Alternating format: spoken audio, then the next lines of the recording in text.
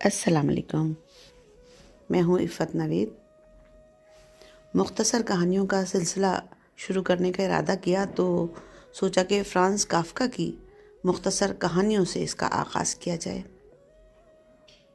Franz کافکا German زبان کے عظیم افسانہ نگار جنہوں نے عالمی ادب پر غیر معمولی اثرات مرتب کیے۔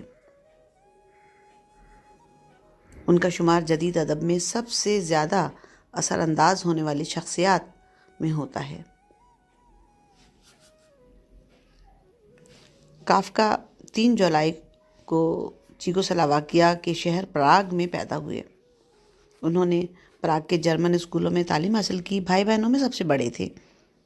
اپنی ماں باپ کی سالگرہ کے موقعوں پر وہ چھوٹے چھوٹے ڈرامے لکھ کر پیش کرتے تھے اور خود ان میں کام نہیں کرتے تھے کیونکہ وہ اپنے آپ کو بہت بدصورت سمجھتے تھے۔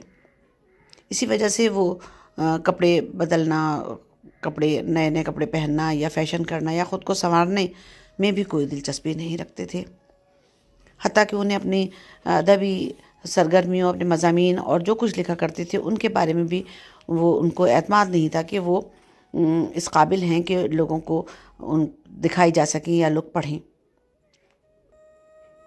کافکا قانون کی ڈگری لے کر عدالت میں بلا اجرت کام کرتے تھے، یعنی وکالت کرتے تھے۔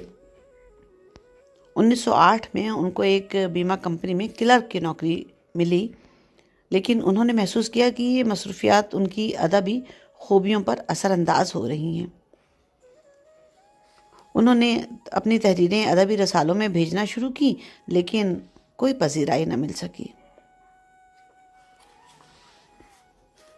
انہیں بھی کچھ زیادہ دلچسپی نہ تھی کہ ان کی تحریریں رسالوں میں چھپیں، لیکن پھر 20 سال کے اندر ان کی تحریروں سے بھونچال آ گیا۔ جرمنی میں ان کی تحریروں کی اشاعت کو ممنوع قرار دے دیا گیا۔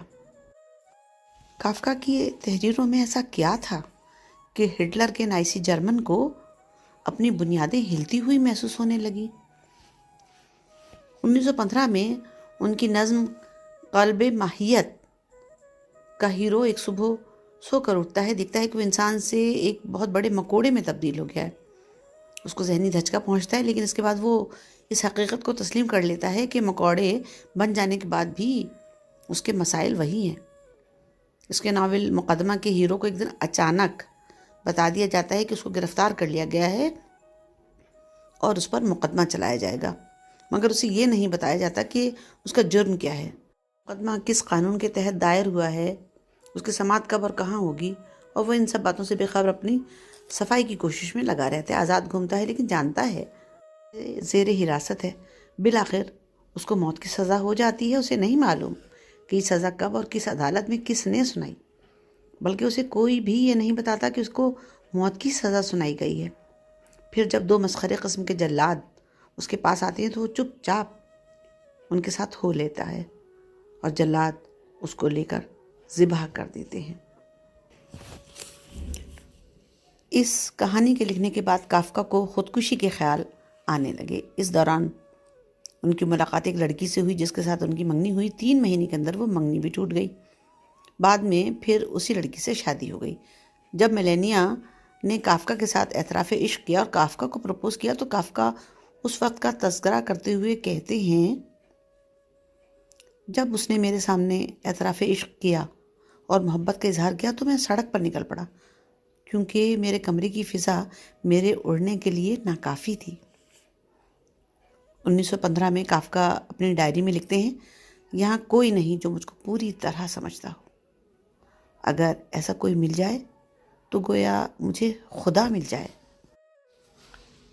1924 میں صرف 41 سال کی عمر میں تب دق کی بیماری اور خون تھوکتے رہنے کے بعد وہ چل بسے۔ ایک گمنام افسانہ نگار موت کے بعد بے پناہ مشہور ہو گیا۔ ان کے افسانوں میں آفاقی سچائی کی جھلک آج دکھائی دیتی ہے۔ وہ اپنے منفرد اسلوب سے پہچانے جاتے ہیں۔ انہوں نے پوری زندگی اپنے باپ سے نفرت کی۔ وہ اپنے باپ کو بے رحم، سرد مہر اور بے حس سمجھتے تھے۔ ان کی کہانی فیصلہ اپنے اور اپنے باپ کے تعلق کے پس منظر میں لکھی گئی ہے، جو ان کی بہترین کہانیوں میں سے ایک ہے۔ آج اردو فکشن بھی کافکا کے افسانوں سے بے حد متاثر نظر آتا ہے۔ بہت سے افسانہ نگاروں نے ان کی طرز پر افسانے لکھے ہیں۔ خاص طور پر ان کا ایک افسانہ قانون کے آگے اپنی مثال آپ ہے۔ کافکا کے اس مختصر تعارف کے بعد اگلے ولاگ میں آپ کو ان کی ایک کہانی سناؤں گی۔ اگر اب تک آپ نے چینل سبسکرائب نہیں کیا تو کر لیجئے اور بیل آئیکن پریس کر لیجئے تاکہ آپ کو تواتر کے ساتھ اس کے نوٹیفیکیشن مل سکیں۔ بہت شکریہ۔